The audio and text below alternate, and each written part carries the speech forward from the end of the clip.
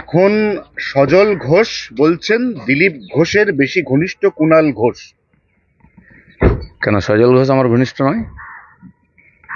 আমার সঙ্গে কুণাল ঘোষও ফটো তোলে, সজল ঘোষও ফটো তোলে, সবাই ফটো তোলে। ঘনিষ্ঠ আমি সবাইকেই ঘনিষ্ঠ মনে করি। কেউ যদি দূরত্ব সময় সময় বাড়াই কমায় সেটা তার ব্যাপার। দিলীপ ঘোষের কারোর সঙ্গে কোনো অ্যালার্জি নেই। কে চোর কে ডাকাত সে নিয়ে আমার মাথা ব্যথা নেই। যারা কালকে পর্যন্ত চোর ডাকাতদের সঙ্গে থেকেছে তারা আজকে সতী হয়ে যাচ্ছে। তারা দিলীপ ঘোষের কে ঘনিষ্ঠ দেখছে? দিলীপ ঘোষ যাকে একবার বন্ধু মনে করে শেষ দিন পর্যন্ত মনে করে।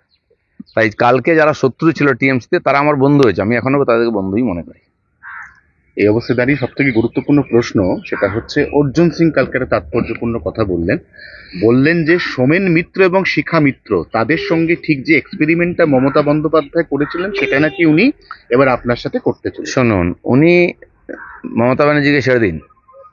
আমি যখন মমতা ব্যানার্জির চোখে চোখ রেখে লড়াই করি 15 সাল থেকে, তখন এই নেতারা মমতা ব্যানার্জির কোলে খেলাধুলা করতেন, তার বাড়িতে গিয়ে এঁঠো কাটা খেতেন, নাস্তা করতেন, বাড়ির সামনে লাইন দিয়ে বসে থাকতেন।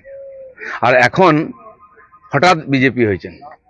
হঠাৎ বিজেপি যারা দেখুন লাফাচ্ছেন, 21-এর বিজেপি, তো তারা সকালবেলা বিজেপিতে নাস্তা করেন, দুপুরবেলা টিএমসির বাড়িতে গিয়ে লাঞ্চ করেন, আবার রাত্রেবেলা বিজেপিতে এসে ডিনার করেন।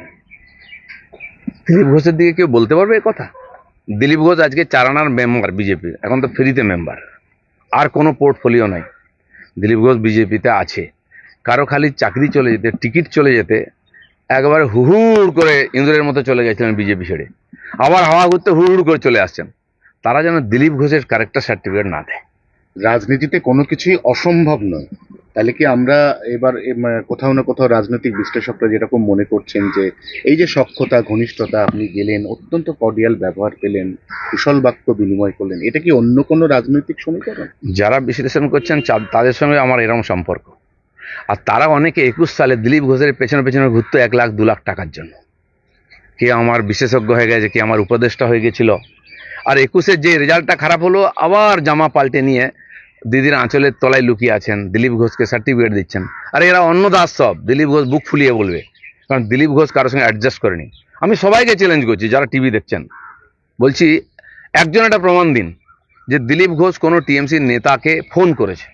মুখ্যমন্ত্রীকে তো ছেড়ে দিন, তারা দরকার দিলীপ ঘোষকে ফোন করেছে। এবং কেউ বলতে পারবে না যে আমি ফেসবুকে বা ফেস টাইমে বা হোয়াটসঅ্যাপে ফোন করি, বা রাত্রেবেলা গিয়ে টিএমসি নেতার বাড়ি যাই, কালীঘাটে যাই। দিলীপ ঘোষ লড়াই করেছিল, লড়াই করছে, কারণ দিলীপ ঘোষ বিজেপিটা বোঝে। যারা আজকে হিন্দু হিন্দু ভাই ভাই বলছে, তারা হিন্দুর মন্দির থেকে হিন্দুকে আলাদা করছে। বিজেপি তাই করেছে নাকি? কাশী বিশ্বনাথ মোদিজি তৈরি করেছেন। কেউ বলবে মোদির মন্দির, সবাই মাথা ঠুকছে। আমি তো বলছি, যদি জগন্নাথ মন্দিরে গিয়ে কেউ মাথা ঠুকে দেয়, কি টিএমসি হয়ে যাবে? এত বোকা ভাবেন মানুষকে আপনারা? আর সিপিএম একসময় বলতো যে ওই বিবেকানন্দ আর এই বিবেকানন্দ, এটা আরএসএস এর বিবেকানন্দ, এটা আলাদা। টিএমসি বলেছে রামায়ণের রাম আলাদা, বিজেপির রাম আলাদা। আমরা তা মনে করি না। যেটা পুরীতে জগন্নাথ আছেন, সেই জগন্নাথও দীঘাতে আছেন, যার যেখানে ইচ্ছা যা। আমরা ভেদাভেদ করি না। সবাই বলে বিজেপি মন্দির রাজনীতি করে, 100 বার করে, করবেও। তো যদি মন্দির রাজনীতি আমরা করে থাকি, আমরা হিন্দুকে মন্দির থেকে আলাদা রাখবো, তারপরে হিন্দু বিজেপিকে ভোট দেবে? হিন্দু হিন্দু ভাই ভাই বলবো, আর হিন্দু উৎসবে হিন্দুকে আলাদা করব, বিজেপিকে হিন্দু ভোট দেবে? কে শিখিয়েছে? সেজন্য যারাই হঠাৎ বিজেপি না, তারা বিজেপিকে বুঝতে পারবেন না। কড়া কড়া কথা বলা দিলীপ ঘোষ, অনেকে বলছেন যে বিয়ের পরে দিলীপটা অনেক নমনীয় হয়ে গেছে। অনেক ধারণাই ভুল হয়েছে লোকেদের, এটাও ভুল হবে। ঠিক আছে, সৌমিত্র খাঁ অনেক কিছু বলছেন, তার মধ্যে সব থেকে বড় কথা হচ্ছে সোশ্যাল মিডিয়াতে তিনি লিখছেন যে আপনি একটা নিদর্শন যেখানে একজন ত্যাগী কিভাবে ভোগী হতে পারে। তার পাশাপাশি একটা অ্যাড করে সেখানে আরো বলেছে, ওকে অনেক লোক বলাচ্ছে, কারণ তার নিজের কোনো বুদ্ধি নাই। তো তার বউ বলেছে, আমি বলিনি। তার জীবন চরিত্র দেখুন, সে কটা পার্টি করেছে, গোটা রাত আপনার সঙ্গে বিছানায় কাটিয়ে সকালে গঙ্গা স্নান করে বলছে আমি সতী। এরকম অনেক নেতা আমাদের বাড়িতে আছেন, তাদেরকে আমরা পুষে রেখেছি। কাল যদি বন্ধ করে দিই না, সব ওইদিকে লাইন লাগাবে। তারা আমাদের বাড়িতে পোষ্য আছেন।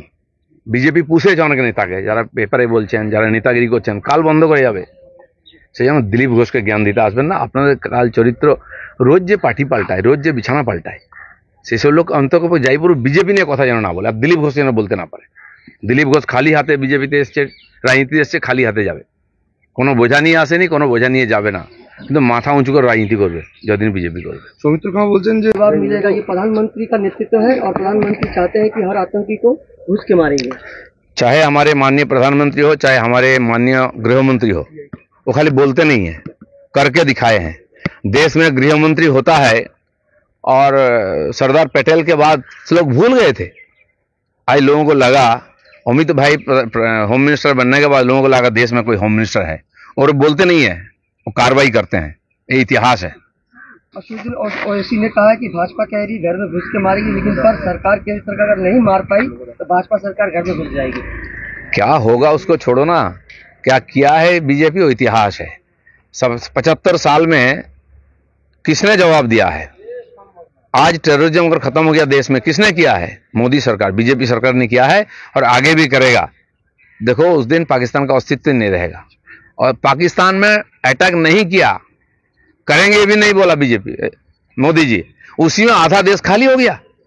वहां का सेना प्रधान अपना बीवी बच्चों को विदेश भेज दिया, वहां का जो विदेश मंत्री था वो अपना परिवार लेके भाग गया है। ये जब जहाज डूबता है ना, चूहे पहले भाग जाते हैं। देखो पाकिस्तान के, देख के सीखो। খান কে ভিক্ষা করে খাওয়া পার্টি, এঁঠো খেয়ে জীবনযাপন করেছে, সে এবার নেতা, তার কথার গুরুত্ব দেয়। পরশু দিন সে শুভেন্দু অধিকারীকে গালাগালি দিয়েছে, তারপরের দিন সুকান্ত মজুমদারকে গালাগালি দিয়েছে। বাপকে জিজ্ঞেস করুন তার। হিন্দি দুটো বেশ, আর একটা হিন্দি লাস্ট একটা আছে আমার। দে। আচ্ছা, সিপাহী পার্টি অফিসে একটা ধুন্ধুমার পরিস্থিতি তৈরি হয়েছে। যারা দিলীপ ঘোষ পন্থী না আপনার পন্থী, তাদের উপর একটা আক্রমণ হয়েছে এবং আমার পন্থী বিজেপিতে কেউ নাই, আমি বিজেপি পন্থী। আমি প্রেসিডেন্ট ছিলাম, লোক আমার সঙ্গে ঘুরতো, এখন আমাকে পার্টির কার্যকর্তা নেতা মনে করে আমার সঙ্গে ঘোরে। যান মালদায় আর মুর্শিদাবাদে আমি সভা করে এসেছি, কোনো নেতার হিম্মত হয়েছে এখন সভা করার? মালদায় ডিএমএ আমি ঘেরাও করেছি, হাজার হাজার লোক এসেছে, আমার প্রেসিডেন্ট আমাকে বলেছিলেন, আমি গেছি। মুর্শিদাবাদের লোকেরা আমাকে ডেকেছে যে আপনাকেই চাই, কারণ লোকে আমাকে হিন্দু নেতা মনে করে, আমাকে পাক্কা হিন্দুত্ববাদী মনে করে। যান জঙ্গিপুরে কারোর দম আছে, গিয়ে সভা করবে, দিলীপ ঘোষ করে এসছে। কি আসল হিন্দু কি হিন্দুর নেতা এটা পাবলিক জানে। রাতারাতি হিন্দু নেতা হতে যেও না, হিন্দুত্ব সবার গায়ে সাঁটে না। চলো ধন্যবাদ।